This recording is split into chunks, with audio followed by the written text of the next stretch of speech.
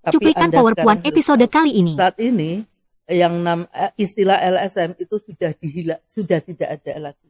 Dengan adanya undang-undang baru yang diterbitkan oleh Kementerian Dalam Negeri, maka namanya adalah ormas, organisasi masyarakat.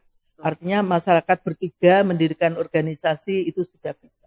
Dan asal tahu, saat ini jumlah ormas di Indonesia hampir 600.000 ormas. Nah, kadang-kadang kan gini, dia maunya A, nggak mau kalau B. Ya itu saja. Si B tidak mau kalau B. Itu harus ada kompromi. Kita itu egoisme dari para aktivis advokasi itu sering sekali karena egoisme. Selamat datang di PowerPoint.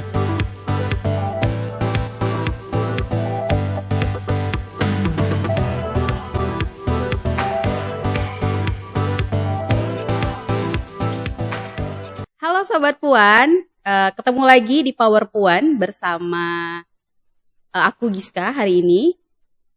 Kita PowerPoint podcastnya YKP yang akan membahas berbagai macam isu terkait dengan hak perempuan, hak kesehatan seksual reproduksi, dan banyak isu lainnya. Nah, hari ini kita sudah bersama dengan narasumber hebat, seorang aktivis senior yang selama 50 tahun, hampir 50 tahun sudah menjadi aktivis dan bekerja di berbagai macam lembaga swadaya masyarakat. Kita sudah bersama dengan Ibu Zumrotin Kasusilo. Selamat pagi Ibu. Selamat pagi. Iya. Ibu gimana kabarnya hari ini? Alhamdulillah sehat. Sehat ya Bu ya? Iya. Ibu udah sarapan? Sudah. Oh sudah. Ibu Zum, hari ini kita mau mengulik kisah Ibu nih Bu. Kan hampir 50 tahun Bu ya. Sudah berapa lama Ibu sebenarnya? Tepatnya 48 tahun. Saya 48 tahun saya ber-LSM. Tepatnya saya ber-LSM itu tahun 76. 76. Iya. 48 tahun sih Bu. Ini enggak Bu, ada merasakan perasaan Ibu gimana? Oh, ternyata udah 48 tahun di tahun ini. Kadang-kadang juga gitu. Oh, hampir seusia perkawinan saya beraktivitas itu ya. Dan saya sebetulnya cukup bahagia. Sampai 48 tahun saya tetap konsisten bisa di LSM dan menyumbangkan tenaga dan pikiran saya untuk pemberdayaan masyarakat, khususnya perempuan yang mengalami jatuh bangun, atau saya mengalami beberapa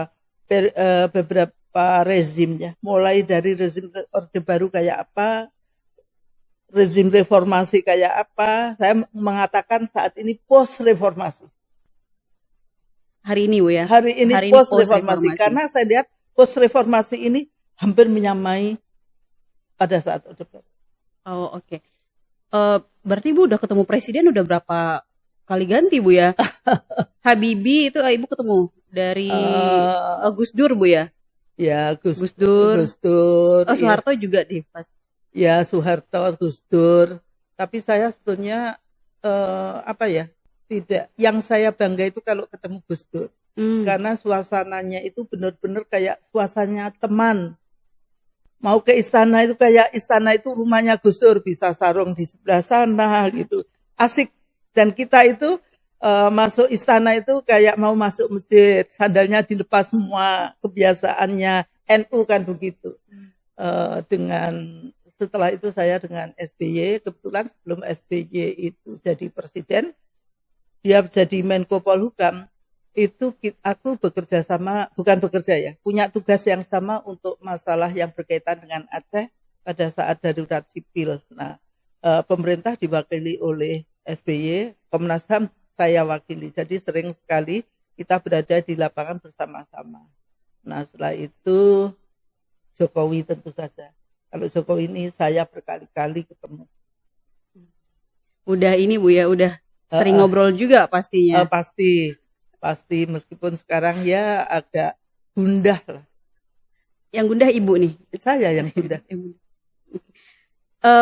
Tadi Ibu cerita Ibu juga turun ke lapangan di waktu kasus Aceh dulu Ibu ya, itu kayaknya tahun 2000-an Bu ya. 2000 ya, 2000-an. Oh, berarti Ibu juga ketemu dengan waktu 98 Bu ya? 98 ya. Tapi saya 98 itu saya belum di Komnas HAM. Tapi saya sudah bergaulnya dengan anak-anak HAM ya, Munir, Usman Hamid dan sebagainya. Dan tentu saja dengan Asmara, meskipun saya belum di Komnas HAM. Kalau Komnas HAM itu melakukan penyelidikan pelanggaran HAM, seperti kasus Trisakti, Semanggi 1, Semanggi 2, saya selalu dilibatkan untuk ikut serta.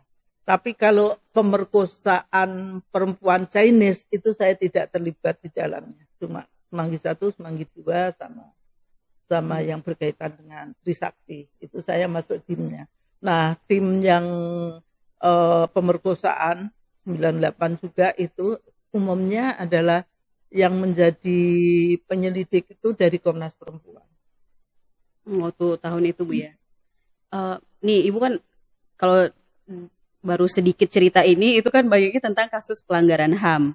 Nah sebenarnya Ibu selama 48 tahun itu Ibu ada di isu apa aja sih Bu? Awalnya pertama saya itu di Yayasan Lembaga Konsumen. Itu YLKI berdiri tahun 73, saya mulai bergabung tahun 76.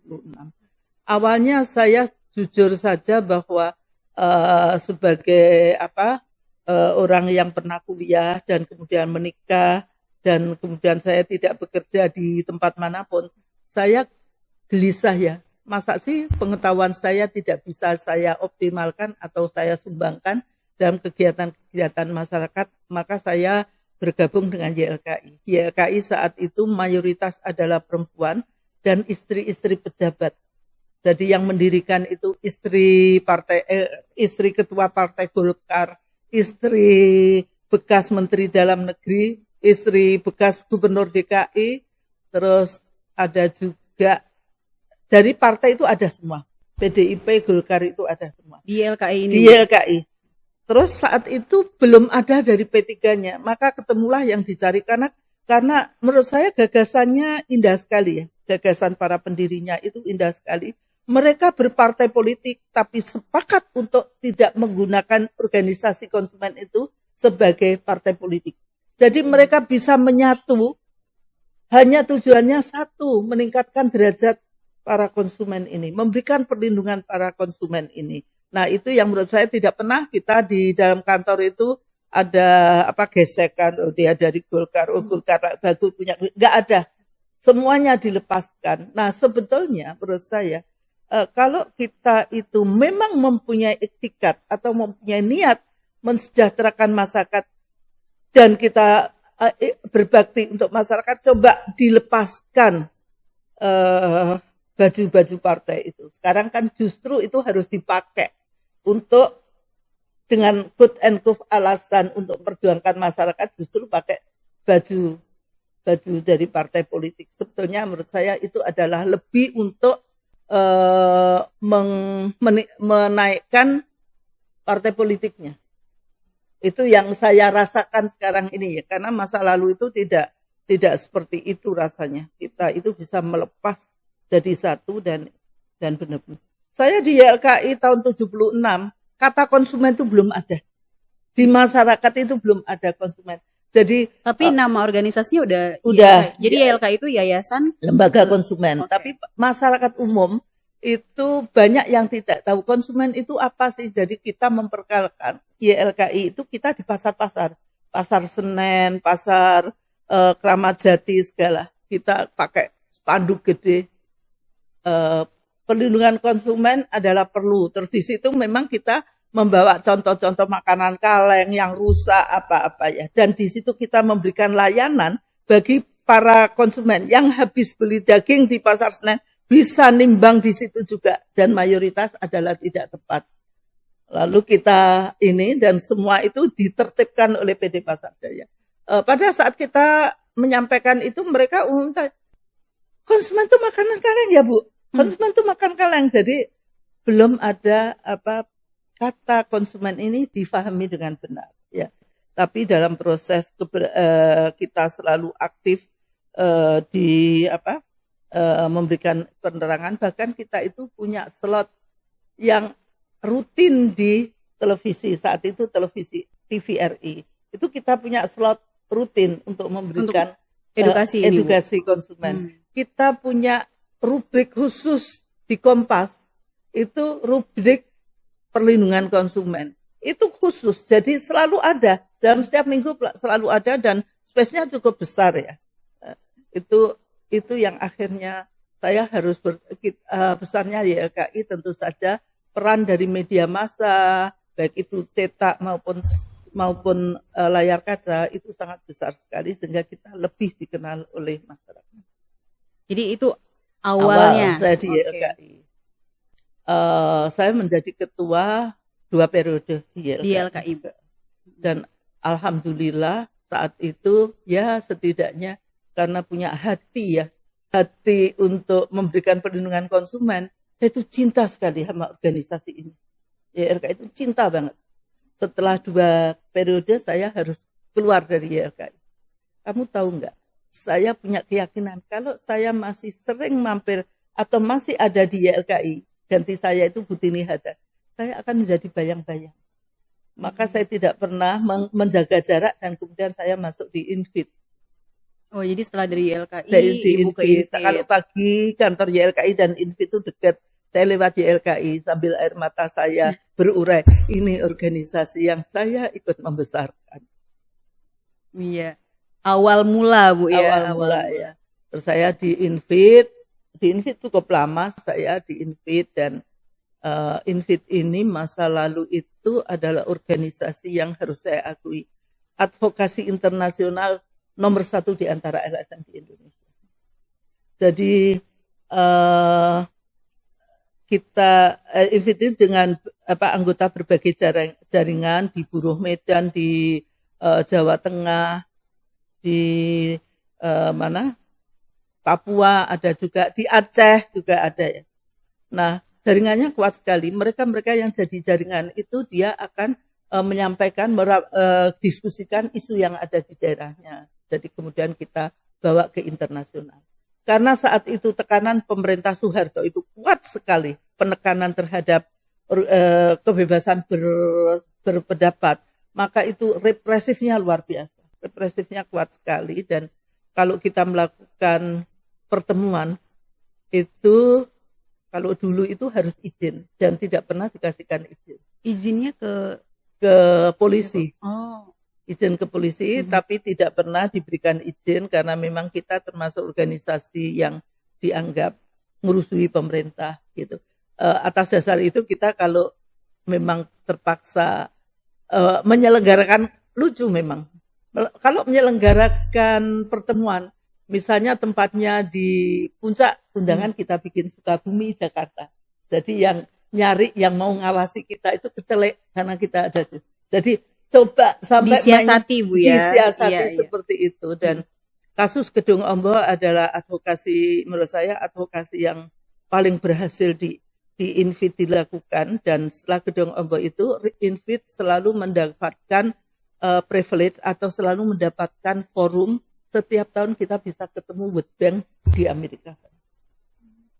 Iya. Itu waktu tahun Ibu di sana itu? Iya, kasusnya itu Gedung Ombo itu adalah pembangunan waduk terbesar-besaran di Indonesia, berapa kecamatan yang ditenggelamkan dan kemudian kayak Romo Mangun dan teman-teman di Jogja itu melakukan pendampingan di daerah Gedung Waduk Ombo yang dibebaskan itu bagi masyarakat yang tidak mau melepaskan tanahnya itu akan dicap ada tandanya bahwa dia itu PKI. Oh, langsung di stigma, Bu, ya, langsung di stempel. Mengapa mereka tidak mau melepaskan? Karena tempat tinggal nenek moyang itu kan tidak mudah dipisahkan begitu saja. Itu satu. Kedua, penggantian tanah per meter persegi saat itu sama dengan harga 1 batang rokok.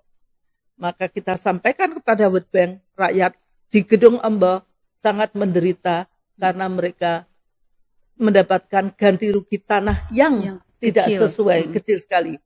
World Bank menyatakan bahwa dia merasa bahwa dia tidak bersalah karena pembangunan Gedung Ombo, World Bank hanya membiayai pembangunan fisiknya saja, pembebasan tanahnya adalah kewajiban pemerintah Indonesia.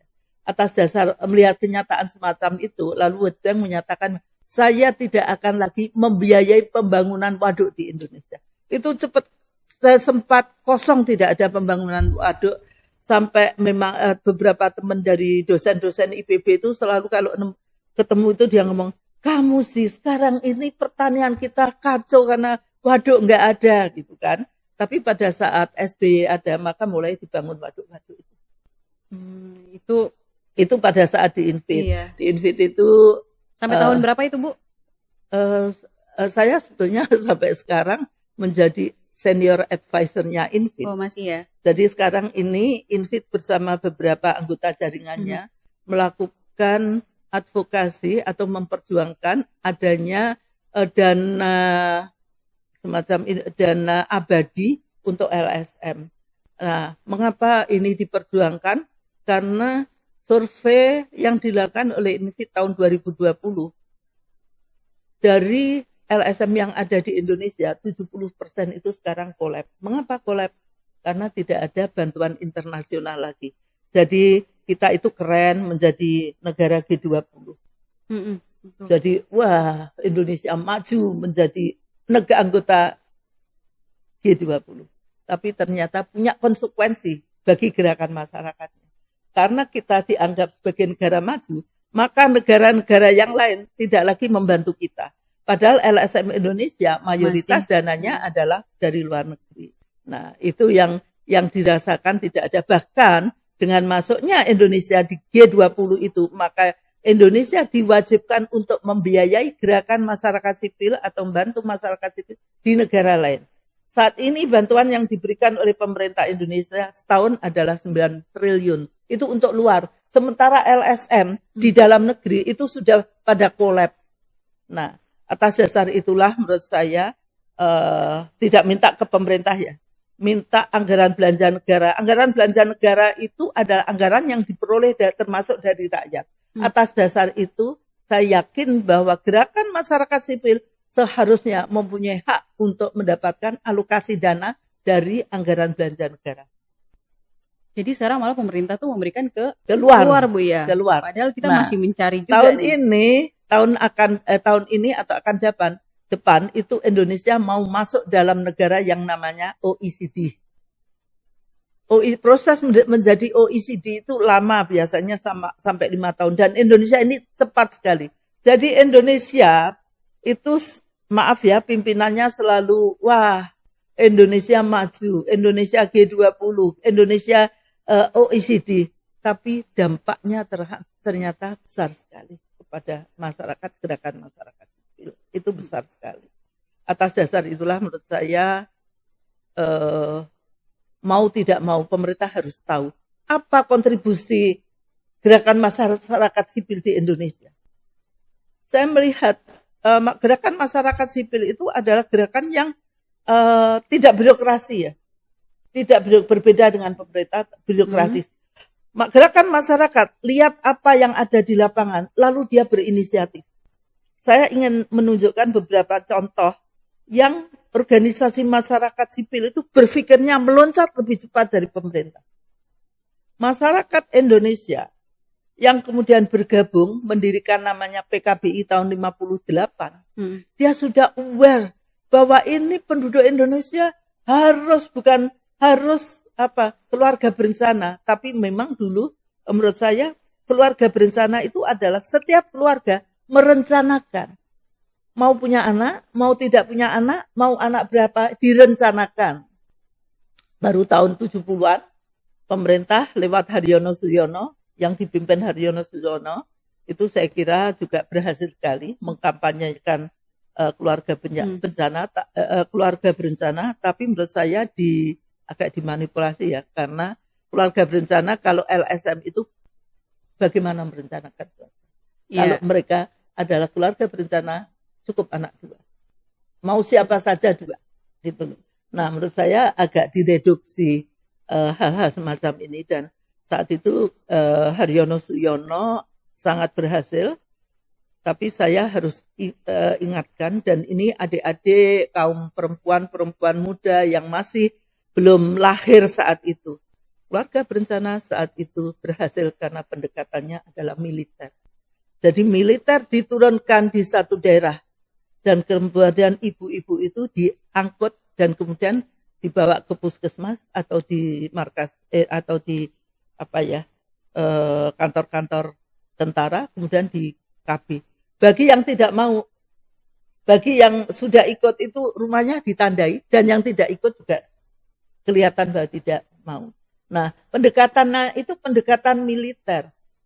Wah, kayak juga gitu. Baru dengar nih sebenarnya, Bu. Iya, sebegitunya, Bu, sebegitunya. Ya, nah, ini kemudian kita dengan PKBI Aceh. PKBI Aceh itu sangat revolusioner menurut saya. Pimpinannya Hasbalah namanya, Hasbalah itu aktivis yang sangat kenceng di Aceh, lebih revolusioner daripada yang ada di pusat, dan kemudian dia bisa melakukan kajian-kajian semacam itu, dan kita pergi ke Amerika untuk mengkampanyekan keluarga berencana di Indonesia akan bagus apabila pendekatannya tidak militer. Artinya bahwa pada saat dia pendekatannya militer itu melanggar hak asasi perempuan. Itu yang kita lakukan. Nah, kayak gitu itu kita lakukan kampanye internasional. Pemikiran-pemikiran yang ini Bu ya, yang berpihak kepada masyarakat itu memang dimulai dari LSM malah banyaknya Bu ya. Itu jadi artinya bahwa pemerintah belum mikir keluarga berencana, kelompok LSM sudah. Zaman Orde Baru itu kolaborasi antara pemerintah dan pengusaha itu kuat sekali. Dan itu dia merasa tidak dosa atau tidak merasa bersalah apabila dia merugikan konsumen. Jadi peraturan-peraturan itu dibuat sedemikian rupa bahwa pengusahanya aman, nyaman, tapi konsumennya rugi. Misalnya masalah komposisi penggunaan zat-zat warna atau bahan tambahan makanan yang berbahaya atau cara berproduksi yang benar dan yang baik dan benar tidak pernah dilakukan. Dan kemudian YLKI lahir tahun 73. Pemerintah Indonesia baru mempunyai Direktur Perlindungan Konsumen itu tahun 90-an. Coba 20 tahun setelah itu. Setelah itu. Jadi kayak apa pemerintah itu belum berpikir gitu loh. Nah, pionir-pionir gerakan masyarakat yang dilakukan selama ini, yang banyak memberikan kontribusi pada pemerintah, tapi saat ini realitanya di hari ini mereka pada kolab, masa sih dibiarkan mati? Itu menurut saya sangat menyedihkan. Tapi pada waktu masa itu Bu, misalnya Ibu kan udah banyak tadi aja cuma dari Ibu tadi baru menyebutkan YLKI, kemudian Ibu di INFIT, terus ikut menyuarakan terkait dengan keluarga berencana yang kayak gitu. Ini nggak Bu? Sebenarnya waktu masa itu berapa banyak LSM yang ada waktu itu? LSM di tahun 70-an tidak banyak. Yang besar itu hanya 10. Disebutnya itu bingo saat itu. Bina Desa, Bina Swadaya, Dian Desa, YLKI, YLBH, IWALHI, YIS, PKBI, yang 2 lupa saya. 10 lainnya ada sih, tapi tidak begitu dikenal masyarakat. Bingo ini yang dikenal masyarakat. Tapi Anda sekarang harus tahu, saat ini yang istilah LSM itu sudah tidak ada lagi. Dengan adanya undang-undang baru yang diterbitkan oleh Kementerian Dalam Negeri, maka namanya adalah Ormas, organisasi masyarakat. Artinya masyarakat bertiga mendirikan organisasi itu sudah bisa. Dan asal tahu, saat ini jumlah ormas di Indonesia hampir 600.000 ormas. 600.000 di seluruh Indonesia. Dan ini menurut saya karena ormas itu pada saat dia zaman kita atau termasuk YKP saja. Kalau kita mau menjadi organisasi masyarakat sipil itu kan kita harus punya akte. Harus didaftarkan, harus ada anggaran dasar, anggaran rumah tangga, harus setiap penggantian pengurus disampaikan. Ormas yang jumlahnya 600 ini dan mayoritas didaftarkan juga di Departemen Dalam Negeri, Mereka tidak perlu ada akte pendirian. Mereka tidak perlu menunjukkan bukti audit tahunan, tidak perlu. Jadi itu kondisinya. Nah, menurut saya ini. Tapi itu tercatat Bu di data negara. Tercatat. Cuma saja mestinya harusnya ada seleksi. Menurut saya harusnya itu ada seleksi mana sih yang sudah maksudnya saya bukan mapan ya, yang sudah memenuhi syarat itu berbeda dengan yang belum memenuhi syarat. Emang mungkin lahirnya organisasi semacam ini adalah saat-saat pemerintah mempunyai banyak dana dan kemudian dia harus disampaikan, dialokasikan untuk masyarakat sipil, maka kemudian mereka sendiri yang mendirikan. Ibu, aku tuh baru dengar cerita yang panjang banget nih sekarang nih. Gitu. Tapi memang Ibu kan sudah lama dan sudah banyak bertemu dengan masyarakat, membahas isu-isu hak asasi manusia gitulah ya Bu. Sebenarnya motivasi apa mungkin di awal Ibu bergabung misalnya dengan YLKI, nggak sengajakah atau memang dari awal tuh udah ada motivasi ingin bergerak untuk masyarakat gitu? Jujur bahwa tidak sengaja, artinya tidak yang kemudian cinta banget. Tapi di saat saya bekerja, saya bagian pengaduan. Setiap hari ada pengaduan masyarakat. Jadi kayak apa masyarakat itu dirugikan, itu sedih sekali. Dan setelah saya bisa membantu dan mereka mendapatkan ganti rugi, itu bahagianya setengah mati. Jadi ada kepuasan. Dalam bekerja, kalau kita jadi aktivis, itu tidak bisa kepuasan itu hanya dari materi saja. Kepuasan itu akan timbul dari diri kita apabila kita merasakan, oh kita ternyata bisa membantu masyarakat, dia menjadi happy. Itu adalah bagian dari panggilan hati. Panggilan kecintaan kita kemudian mencintai pekerjaan itu. Disitulah saya mulai, kerja itu, dulu saya hamil gede gitu ya, harus survei bis kota di Jakarta. Tujuannya hanya kita lihat masyarakat Jakarta, bis itu dulu banyak perusahaan bis, Maya Sari Bakti, Sekar Medal, Sekarwani, bis antar kota ini Bu ya? Dalam kota DKI. Oh, dalam kota DKI. Dalam kota DKI itu banyak sekali. Nah, kita melihat ternyata mereka itu tidak adil atau mereka itu tidak rata untuk jalur-jalurnya, itu jumlah bisnya tidak rata. Nah, itu kasihan yang misalnya dari Pulau Gadung mau ke Blok M. Ternyata udah habis. Kurang bisnya, tapi yang kemana gitu banyak bisnya. Itu saya ingat sekali hamil gede, berdiri di atas Manggi, panas, bawa stopwatch ya, set. Hitungan itu Bu ya? Hitungan itu. Terus kita analisa hasilnya, kita sampaikan ke Gubernur DKI bahwa ini gambaran masyarakat kita tidak semuanya terlayani. Ini harus diatur kayak gitu. Jadi kayak gitu. Terus agak lebih tertib. Itu senang sekali, senang sekali. Jadi aku ingat ya, saat itu aku masih usia 28 tahun. Gubernur Ali Sadikin ini membangun kolam renang di 5 wilayah Jakarta. Bulungan Jakarta Selatan, dulu Cikini untuk Jakarta Pusat, Jakarta Timur ada di mana Jalan Utesta sana ya. Terus kita itu seneng kan, anak-anak muda bisa berenang dan bayarnya murah sekali. Kalau kolam yang di Cikini itu kan sekarang juga masih nggak ada, udah diganti hotel. Oh iya Bu ya. Lah terus kita mencoba melakukan pengujian bakteri coli di air kolam renang tadi. Ternyata bakteri colinya tinggi sekali. Korankan, wah rame kan. 5 kolam renang yang dibangun pemerintah DKI, bakteri colinya tinggi sekali. Dipanggil tuh sama Pak Ali Sadikin. Yang dipanggil Ibu? Aku Permadi kalau nggak salah ya. Itu dipanggil. Kamu tahu nggak, marah dia. Kamu tahu nggak, saya itu membangun kolam renang di DKI itu supaya masyarakat miskin bisa tahu bagaimana berenang di tempat yang enak. Sekarang kamu habisin seperti ini, dikorankan. Terus ngomong gini, Pak, saya itu tidak ngabisin, Pak. Saya itu memberikan informasi ke Bapak bahwa orang yang Bapak percaya untuk mengelola kolam renang itu bekerjanya tidak benar. Baru dia ngomong. Dan menarik.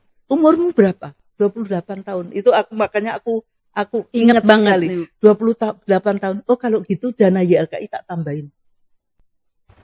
Karena YLKI itu dapat dana dari pemerintah DKI. Terus yang dapat dari pemerintah DKI itu YLKI sama YLBHI. Nah, jadi umur gitu, oh, tak tambah dana kamu.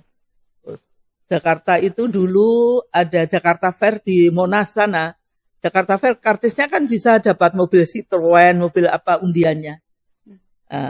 Undian pada saat nomor diundikan, nggak ada yang ambil. Orang masuk Jakarta Fair, kartisnya buang aja. Ditelepon sama Pak Ali tadi. Ini ada mobil Citroen, nggak ada yang ambil. Daripada diserahin ke Departemen Sosial, lebih baik untuk YLK saja. Bangga aku, Pak Ali Sadiq itu saya mantu selalu datang. Iya, Bu. Nah, disinilah Gis, saya ingin menekankan pada adik-adik semua ya, aktivis sekarang ini. Dalam bekerja kita harus punya integritas. Mengapa berani mengemukakan kolam renang ini bakterinya tinggi?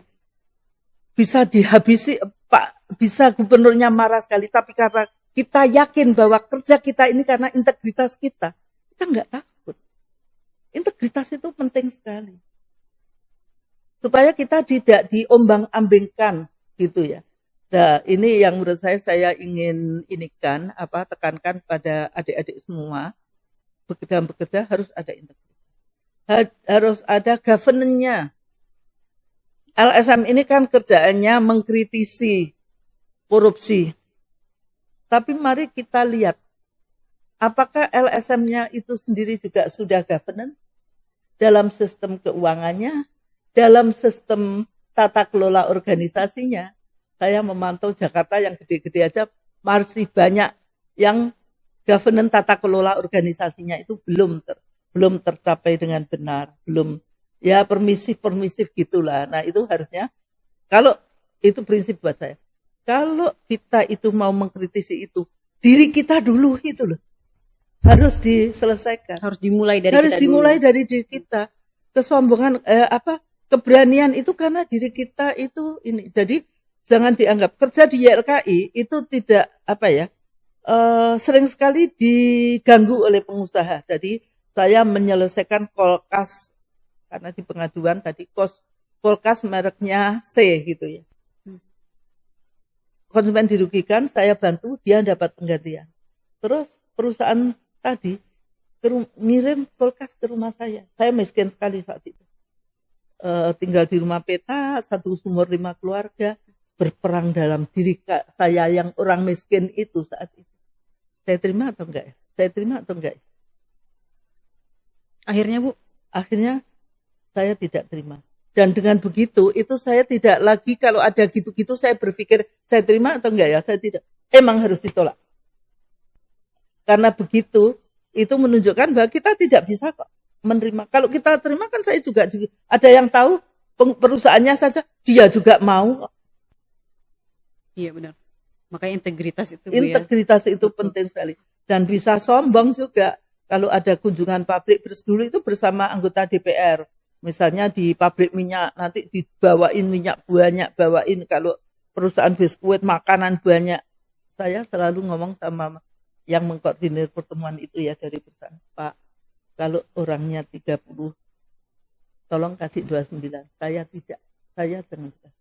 Terus dia kan, masa sih Bu cuma makanan saja kayak gini, Ibu nggak mau gitu. Pak, Bapak kalau memaksa saya, itu Bapak merusak nilai saya. Merusak organisasi saya. Kalau minyak kayak gini atau kue kayak gini, saya bisa kok nanti mencoba beli sendiri. Oh, itu sombong. Itu cara menyombongkan diri. Cara menyombongkan diri itu kayak gitu. Kalau untuk ini Bu, kan Ibu sudah melihat gimana ritme LSM gitu ya. Organisasi-organisasi yang dulu sampai sekarang. Sekarang Ibu banyaknya menjadi penasehat, menjadi karena sudah tua nggak bisa jadi pengurus, nggak bisa jadi pelaksana. Apa Bu yang membedakan sebenarnya yang terlihat kayak beda banget nih dari Zaman LSM dulu. dulu dan sekarang? Kalau dulu ber-LSM itu adalah apa yang bisa kita berikan untuk masyarakat. Artinya bukan mencari pekerjaan. Apa yang bisa kita sumbangkan. Memang Setidaknya zaman saya di YLK itu. aktivismenya Tinggi banget. sekali. Aktivismenya tinggi sekali. Tapi maaf, sekarang ini LSM itu sudah menjadi tempat mencari kerja. Maaf ya, mungkin saya tidak menyalahkan. Karena dunia kan berubah. Tuntutan anak-anak sekarang sama zaman saya itu kan berbeda. Sekarang ini konsumtivisme itu tinggi sekali. Itu yang menjadikan kalau Anda tidak punya gaji cukup, maka Anda tidak akan hidup. Dulu tidak ada itu misalnya, wah ngopinya harus di yang kafe-kafe gitu kan enggak. Dulu kan di depan namanya Pak Darsim aja itu warung Tegal, kopi sama gimbal tempe udah enaknya. Dan kamu harus tahu level Permadi, level Adi Sasono, level Dawam Raharja itu ya kayak gitu teman. Ya perbedaannya. Perbedaan. Sekarang nggak bisa. Karena perkembangan itu tadi sih Bu ya. Karena kondisi, gaya hidup sudah berubah. Tapi mungkin juga karena ini Bu ya, kalau sekarang ini solusi-solusi yang ditawarkan juga kan orang kita berdiskusi itu biasanya menjalin relasi juga di tempat-tempat seperti itu ya, kafe dan sebagainya gitu. Nah itu kan gaya hidup. Iya benar sih Bu. Apa tidak bisa kamu misalnya di kantor aja, di teras kantor sambil suruh bikin kopi gitu kan enak. Iya benar sih. Jadi emang gaya hidup saya, sekali lagi maaf adik-adik, saya tidak menyalahkan Anda sekalian karena memang dunianya berbeda zaman saya dulu. Jadi culture misalnya ya, dulu saya punya anak 3 umur 27. Saya ber-LSM, anak saya masih usia 1, 2, 3 tahun. Tapi kan ada adik-adik saya hidup di sana. Saya meninggalkan kantor sudah dengan enak sekali, di rumah ada adik saya yang kuliah, gantian ada yang jaga. Jadi artinya hidup itu tidak harus mengeluarkan biaya tinggi kan. Sekarang kan tidak loh, harus ada babysitter, harus ada orang yang dipercaya. Udah nggak ada lagi. Budaya kekeluargaan juga sudah hilang. Itu yang menjadikan costly. Ya, betul Bu. Mungkin ini juga maksudnya banyak fenomena juga yang akhirnya juga aku nge-recall. Oh iya ternyata bedanya dulu dan sekarang tuh begini gitu kan Bu. Tapi untuk relasi sendiri di aktivisme dulu dan sekarang nih Bu, khususnya dengan pemerintah. Gimana Bu? Kalau tadi Bu bilang kan LSM tuh punya cara berpikir yang lebih duluan daripada pemerintah. Tapi untuk relasinya sendiri Bu, kalau dulu dan sekarang ini beda. Tergantung zamannya. Zaman saat Orde Baru, relasi itu face to face, berantem. Pemerintah tidak percaya sama LSM, LSM-nya tidak percaya sama pemerintah. Jadi face to face berantem. Jadi saling nggak ada. Nggak ada relasi, nggak ada kerjasama, nggak ada apa.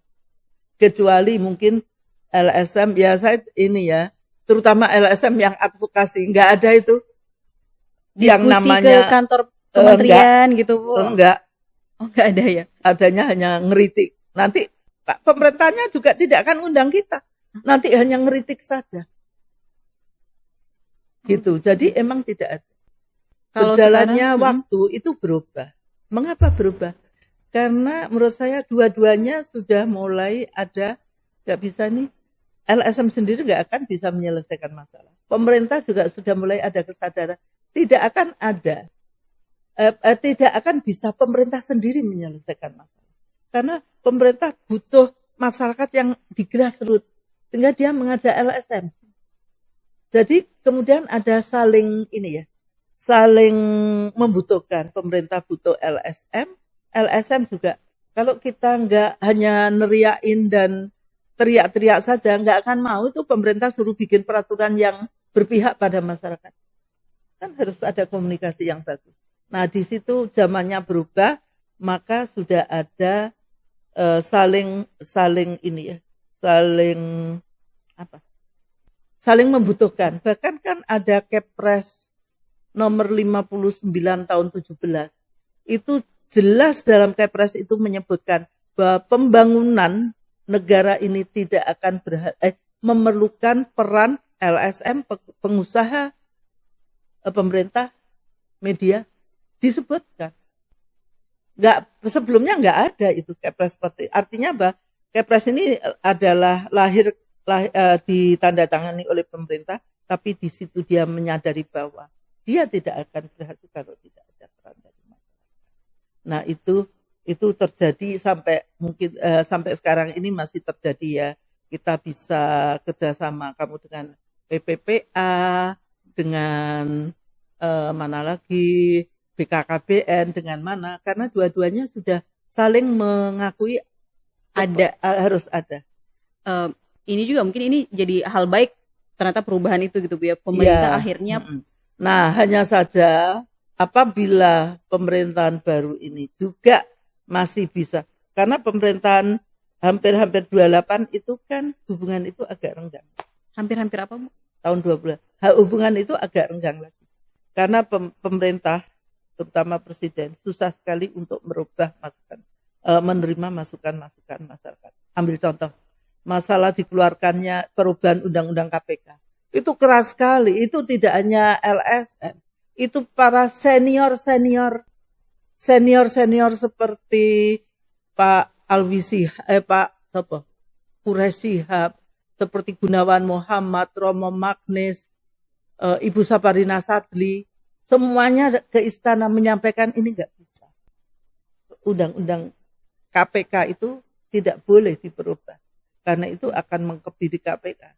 Presiden saat itu ngomong, ya, dan kita setelah pertemuan itu, aku kebetulan diundang juga, setelah pertemuan itu kita press conference, presiden mau menyatakan enggak, tapi besoknya itu diketok perubahan. Itu kita sudah mulai ada ketidakpercayaan. Tapi sekarang itu walaupun ada rasa tidak percayaan, kita terus menerus Bu ya, mencoba untuk diskusi, mengajak diskusi. Jadi juga. Menurut saya gini, kan saya punya keyakinan tidak semua pemerintah itu atau pegawai negeri itu jelek. Atas dasar itu mari kita dalam berkolaborasi, LSM harus pintar-pintar mencari siapa yang sebetulnya sejalan dengan kita di pemerintahan itu. Nah di situ, karena saya yakin dia juga butuh teman, karena pasti hati nuraninya itu juga tergerak juga sebenarnya. Tergerak, tapi kok suasana di kantornya kayak gitu, atasannya kayak gitu. Nah itu yang harus kita bersama-sama. Jadi kita harus mencari siapa yang mengidentifikasi siapa di pemerintah itu yang teman kita. Itu perlu.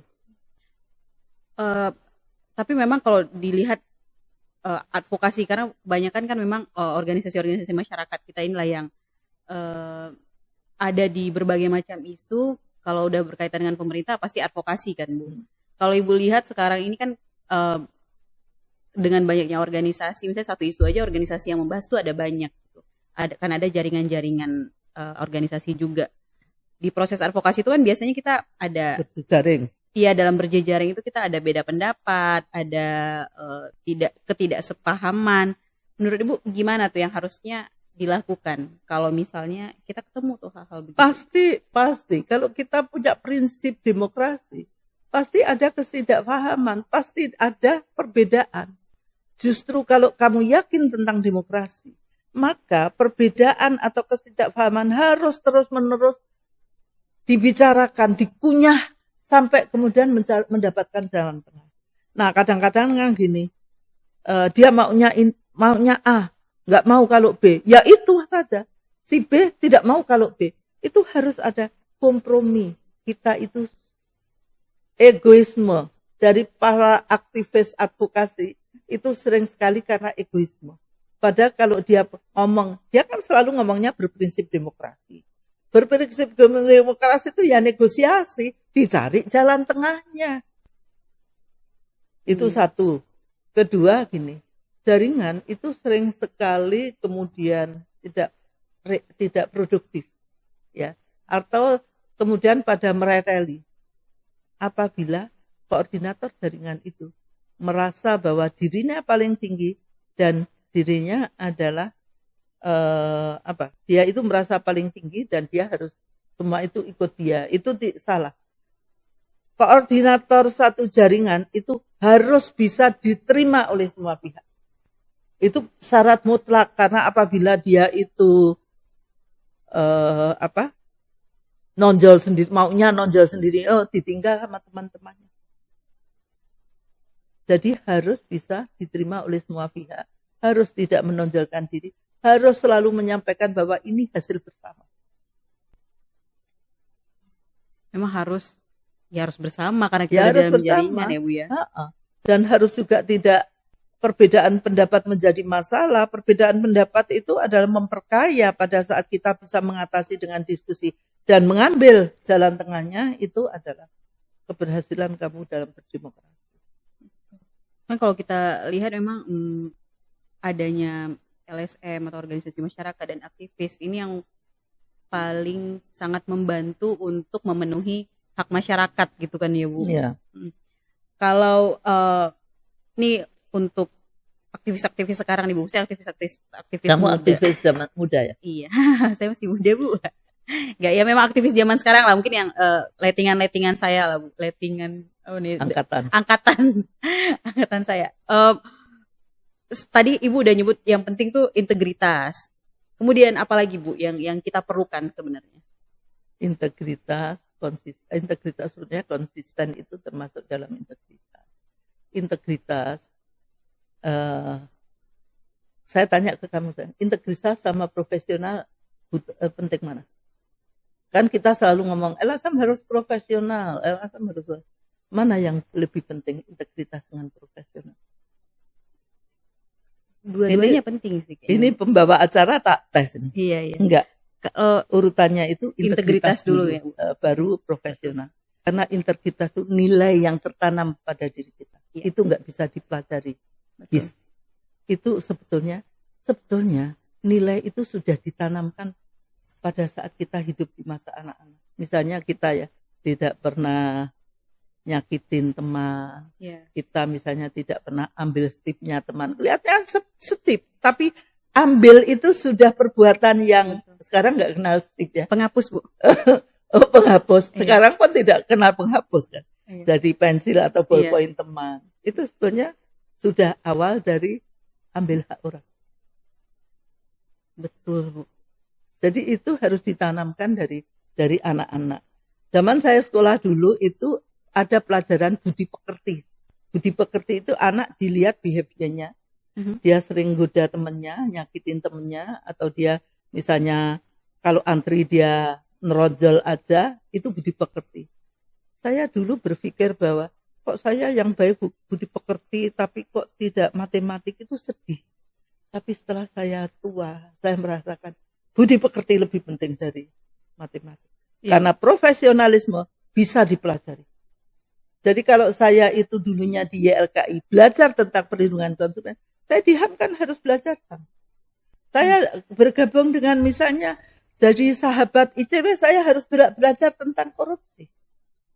Itu bisa dipelajari. Tapi kita menjadi insan yang tetap punya integritas. Prinsip gitu ya. Iya. Nilai, benar. Nilai. Bu, itu kan tadi apa yang harus dimiliki oleh seorang aktivis ya, sebagai individu. Tapi kayak tadi yang Ibu bilang, kondisi LSM saat ini mulai dari tahun 2020 ya Bu, pada kolaps dan ini ya menurun gitu dana-dana yang iya masuk. Nah, sebagai organisasi nih LSM-nya sendiri, apa yang sebenarnya harus dimiliki oleh LSM itu untuk meningkatkan ininya Bu? Pertama, setiap LSM itu harus mempunyai persyaratan governance di tata kelola keuangan. Kedua adalah governance di tata kelola organisasi. Misalnya tata kelola organisasi itu misalnya dia itu dia itu sebetulnya pengawas gitu. Tapi dia kemudian yang diawasi ya mungkin bagus ya, tapi sebetulnya terlalu dalam kalau dia ngawasi apa yang dikerjakan detail keuangan sehari-hari. Pengawas itu cukup mengawasi baliknya saja, berapa dana yang dimiliki, program yang direncanakan apa klop atau tidak, itu saja. Artinya tahu kemenangannya masing-masing. Good governance itu, tata kelola organisasi itu penting sekali. Karena banyak di samping itu juga, misalnya gini, kamu punya anggaran dasar setiap 4 tahun atau 3 tahun ganti. Tapi ada organisasi yang kemudian berlanjut tanpa melalui rapat pengurus. Itu ada juga, dan LSM gede gitu loh. Jadi itu artinya dia tidak punya governance organisasi, tata kelola organisasi. Yang kedua, dia harus punya governance tata kelola keuangan. Ini penting ya. Jadi keuangan kamu itu sudah pakai program apa, dalam melakukan pencatatan sudah benar atau tidak, ledgernya itu jalan atau tidak, itu untuk memudahkan pengawasan internal. Nah, itu harus dimiliki. Apalagi sekarang saya melihat ya, beberapa funding itu sekarang ini mempersyaratkan adanya governance tata kelola organisasi, governance tata kelola keuangan, dan government nilai-nilai gender. Itu udah mulai ada. Jadi inklusi misalnya, atau madani misalnya. Madani udah tutup. Kalau dia mau ngasih satu organisasi madani itu, dia tidak langsung bisa mencairkan. Dia harus mencari orang yang independen, yang menilai apakah organisasi yang akan dia bantu itu sudah governance. Kalau belum, dia minta pada orang yang melakukan penilaian itu melakukan perbaikan. Baru setelah itu dia bisa dapat dana. Nah, itu setahu saya itu ada namanya Freedom Fund, HU, Madani, dan USAID juga sekarang, AUSAID juga sekarang itu menjadi persyaratan. Nah, ini harus teman-teman yang ingin berkelanjutan dan survive untuk mendapatkan, dan apalagi dana susah sekali, maka aturlah tata kelola keuangan kamu dan tata kelola keorganisasian kamu. Itu penting sekali dilakukan. Nah, kalau sumber dana sekarang ini sangat terbatas, ada beberapa cara yang bisa dilakukan. Satu adalah fundraising untuk membangun endowment fund. Fundraising itu bisa dengan cara individu, kamu memperkenalkan organisasimu, kemudian kamu mengetuk hati orang-orang yang sangat punya kepedulian terhadap cash flow atau kekerasan seksual. Nah, itu kemudian dia bisa menjadi donatur rutin. Ini pun donatur kayak ini itu kalau di ICW dibagi 2, rutin dan tahunan. Karena ada orang yang maunya tahunan, resek banget sih setiap bulan harus transfer gitu kan. Tahunan dia, ada yang rutin. Jadi apa kira-kira yang kira-kira demand-nya masyarakat harus selalu kamu harus selalu kamu lakukan. Yang kedua itu mencoba jeli dalam melihat kesempatan di mana sih sumber dana yang ada. Misalnya saja di CSR. Misalnya kalau kamu CSR ya CSR yang perusahaan yang banyak memproduksi alat-alat untuk kesehatan perempuan atau apa, itu bisa karena kamu kan bergerak di situ. Bisa juga dari sumber dana yang lain. Sekarang kan macam-macam, pemerintah pun punya swakelola 3. Nah, itu juga bisa diakses. Meskipun menurut saya swakelola 3 itu seakan-akan kita itu sebetulnya tidak mengerti. Ya, terpaksa kita gadok-gadokkan bahwa ini sesuai program kita. Tapi sebetulnya itu adalah kita itu mengesup pekerjaan dari pemerintah. Ketiga, itu adalah LSM sudah mulai berpikir tentang bisnis sosial. Bisnis sosial misalnya kalau YKP gitu. YKP ini kan ahli dalam cash flow gitu kan. Terus YKP punya paket-paket pendidikan cash flow yang kemudian bisa ditawarkan pada, misalnya saya yakin kok misalnya perusahaan-perusahaan itu juga pengen pegawai perempuannya paham tentang cash flow. Nah, itu kamu paketkan dan itu kamu jual. Terus mendapatkan uang untuk itu. Bisnis sosial sekarang penting sekali untuk dilakukan. Dan itulah yang kemudian saya lihat sekarang ini banyak sekali LSM agar keuangannya terpisah itu dibikin PT. Iya ya. PT Itu jadi keuangannya terpisah. Kalau PT bisnis sosial itu biasanya keuntungannya kemudian digunakan untuk membackup yayasannya. tapi memang kalau melakukan bisnis dan apa hal-hal yang ada benefit materi Karena kan gitu harus harus yayasan nggak boleh, iya. maka kamu harus PT Oke. yang dimiliki oleh LSM. Tapi memang ini Bu ya tetap harus memprioritaskan integritas organisasi dan Ya. nilainya organisasi juga ya. Jadi PT itu juga harus memegang nilai-nilai dari organisasi induknya. Tapi harus diingat pengalaman beberapa LSM yang saya amati. LSM itu bukan bisnis, bukan ahli bisnis. Mau bisnis sosial atau apa. Dan itu sudah mulai ada yang bikin bisnis dan kemudian bangkrut juga ada. Jadi ada faktor harus paham. Makanya di situ kalau kamu mau punya bisnis sosial yang memegang adalah orang-orang yang ada jiwa bisnisnya. Memang perlu ada Karena aktivis tidak punya jiwa bisnis. Adanya jiwa sosial. betul. Itu kira-kira. Jadi dalam situasi semacam ini ada 3 yang saya tekankan untuk organisasinya. Dia harus punya governance keuangan, governance tata kelola organisasi. Kedua, dia harus mampu melakukan fundraising. Fundraising bisa dilakukan berbagai macam cara. Yang ketiga ada setidaknya kalau memang mampu harus punya bisnis sosial. Oke. Bu, ini lagi yang udah banyak banget sih ya yang Ibu share gitu. Kita udah banyak pesan-pesan juga untuk teman-teman aktivis muda, kemudian organisasi-organisasi. Nah, Ibu nih sebagai Ibu Zoom yang sudah 48 tahun Bu ada di dunia aktivisme, ada di berbagai macam LSM. Hal lain apa Bu yang akan rencananya Ibu lakukan? Ternyata saya pernah mencoba ya, di tengah jalan itu saya punya cita-cita ada partai politik yang setidaknya jiwanya kayak LSM, bahwa dia itu harus konsisten, dia itu harus kalau A ya A. Ternyata ngimpi saya, karena partai politik itu pagi tempe, sore dele, pagi dele, sore tempe. Jadi aku pernah mencoba dan itu saya tidak cocok untuk masuk ke sana. Untuk itulah saya mungkin di sisa hidup saya, sekarang udah 75 tahun, di sisa hidup saya yang ada, saya tetap mau menikmati apapun tugas yang diberikan kepada saya. Seremeh apapun, saya mencoba untuk membantu teman-teman yang masih membutuhkan. Ya buat sesepuh bolehlah, sahabat bolehlah. Saya ada di satu organisasi yang minta saya sebagai pembinanya.